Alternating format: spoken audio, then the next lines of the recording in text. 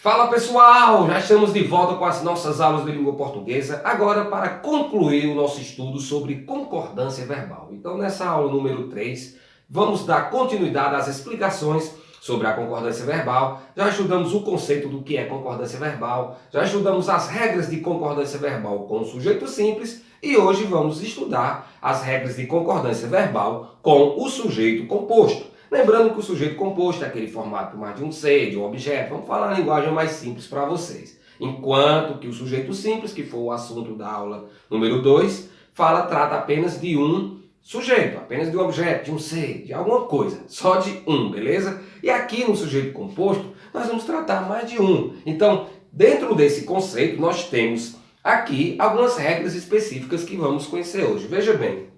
Quando eu falo de um sujeito composto, lembrando que a concordância verbal se trata do verbo, certo? Quando eu tenho esse sujeito composto, eu tenho uma regrinha aqui específica, que é um sujeito formado por sinônimos. Como assim, professor, por sinônimos? Quando eu tenho um sujeito formado por palavras que são sinônimas, o verbo ele tanto pode ficar no plural, como ele pode ficar no singular, beleza? Coisa mais simples. Então veja um exemplo. Quando eu digo aqui preguiça e lentidão, destacaram ela. Veja aqui o verbo. Destacaram, certo? Aqui eu tenho palavras sinônimas, preguiça e lentidão. Então, tanto faz o verbo ficar no plural, como o verbo ficar no singular. Então, ó, preguiça e lentidão, destacaram ela. Preguiça e lentidão, destacou ela. Veja que não é tão complicado, é só pegar esses macetes. Beleza? Só para recapitular aqui para você. Quando você tiver um sujeito composto formado por palavras que são sinônimas, não tem como você errar, porque tanto faz ficar no plural como no singular. Então é impossível que você erre, certo? E aí quando nós temos uma outra parte aqui, uma outra regra. Sujeito ligado pela nomenclatura, pelo termo ou. E aí, professor, quando eu tenho um sujeito ligado por ou, aí você vai ter que se ligar nessa parte. Porque ela tem essas regrinhas específicas, beleza? Então veja, quando eu tenho aqui ele ligado por ou, ele vai ficar no plural, certo? Veja que ele fica no plural quando ele está se referindo a todos os elementos do sujeito. Como assim, professor? Veja um exemplo.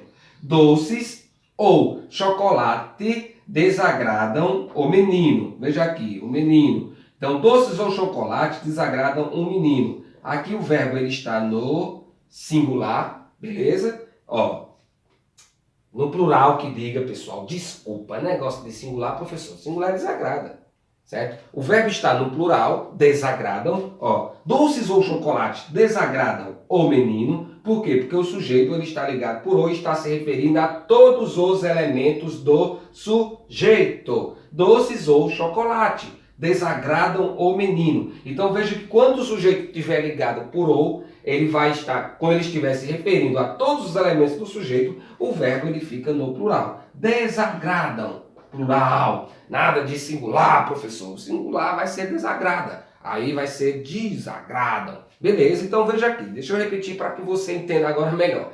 Quem embolou tudo, fica parecendo aquelas músicas embolou e você não entende nada. Veja lá. Doces ou chocolate desagradam o menino. Por quê, professor? Porque o sujeito está ligado por ou, doces ou chocolate, certo? E está se referindo a todos os elementos do sujeito.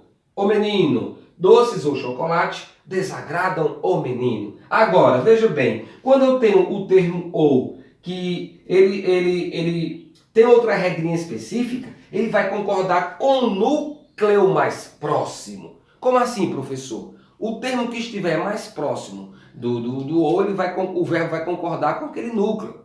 Quando ele estiver se referindo a quê? A exclusão, veja só aqui, e a retificação. Como assim, professor? Exclusão. Ana ou João será eleito diretor da escola. Veja aqui, ó, o núcleo mais próximo. João. João o quê? Será. João será. Certo? Então, Ana ou João serão eleitos? Não, está errado. Porque aqui ele vai como exclusão. Um ou outro. Entendeu? Agora, Joaquim, certo? Exclusão, beleza? Cauã, Ashley, estão assistindo, o pessoal tudo assistindo aqui a aula. Veja que ele está falando de exclusão. Ana ou João será eleito diretor da escola. Então, exclusão. Quando ele está se referindo à exclusão, ele vai ficar concordando com o núcleo mais próximo. Então veja que o núcleo mais próximo está no singular. Então o verbo vai para o singular. Quando eu tenho o ou denotando uma retificação, ele também vai concordar com o núcleo mais próximo. O autor ou autores estão citados aqui. Veja que o núcleo mais próximo do verbo está no plural. Autores. Então o verbo automaticamente vai para o plural. Beleza? Então, quando eu tenho o termo ou, que ele se refere a todos os elementos do sujeito, ele vai automaticamente para o plural, certo? Doces ou chocolate desagradam um menino. Agora, quando eu tenho ele, que ele denota exclusão ou retificação, ele vai concordar com o núcleo mais próximo. Veja de exclusão, Ana ou João será eleito diretor da escola. Então veja que é uma exclusão, um ou outro. João está no singular, o verbo vai para o singular. Quando eu tenho uma retificação, o autor ou autores estão citados aqui. Veja que o núcleo mais próximo do verbo está no plural. Então o verbo vai para o plural. Beleza? Então veja que aqui são algumas regrinhas do sujeito composto. Ah, professor, termina por aí? Claro que não. Temos outros também que são assim bem essenciais que a gente vai acompanhar agora. Vamos lá? Certo, pessoal? Então, continuando essas explicaçõezinhas, mais alguns exemplos sobre a concordância verbal com o sujeito composto. Vamos aqui fazer uma base, um pequeno resumo para a gente entender mais ou menos a complexidade desse conteúdo que é a concordância verbal. Então, veja aqui mais exemplos.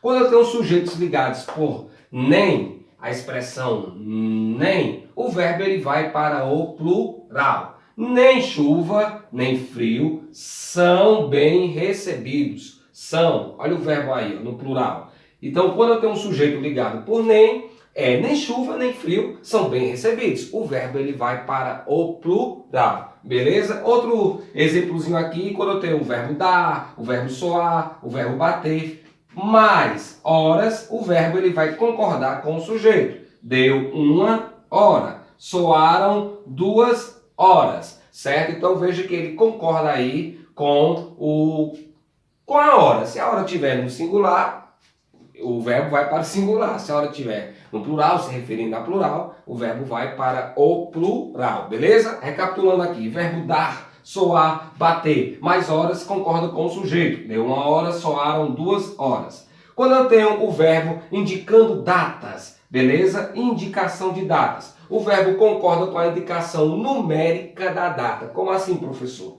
Veja bem. Hoje são 2 de julho. Tem gente que diz assim, hoje é 2 de julho. E ainda mais tem gente que fala assim, hoje é quanto? Ave Maria. Chega a dar uma dor no pulmão, dá uma dor no peito. Hoje é quanto? Não diga isso não, por favor. Certo? Então, quando você está se referindo a datas, o verbo ele vai concordar com a data. Certo? Veja bem, concorda com a indicação numérica da data. Hoje são 2 de julho. Veja que 2 é mais de 1. Você não pode dizer, hoje é 2 de julho. Você não pode dizer assim. Hoje são que horas? Por exemplo, é 2 horas, é 3 horas, é 4 horas. Não diga isso não, minha gente, por favor. São 2 horas, são 3 horas, são 4 horas. Essa regrinha também serve para horas também, beleza? Então não diga que é 3 horas não, por favor. Pelo amor de Deus, como diz o outro. E aí, quando tem essa observação, quando eu me refiro ao termo dia, aí o verbo ele pode ficar no singular. Hoje é dia 2 de julho. É diferente de dizer hoje é 2 de julho. Hoje é 2 de julho fica errado. Hoje são 2 de julho, certo? Hoje é dia 2 de julho. Aí sim, está correto. E para finalizar aqui esse breve resumo sobre a concordância verbal, vamos falar dos verbos impessoais. Os verbos impessoais são aqueles verbos que são conjugados na terceira pessoa do singular, certo? Então, veja que o verbo ele vai ficar conjugado na terceira pessoa do singular, beleza?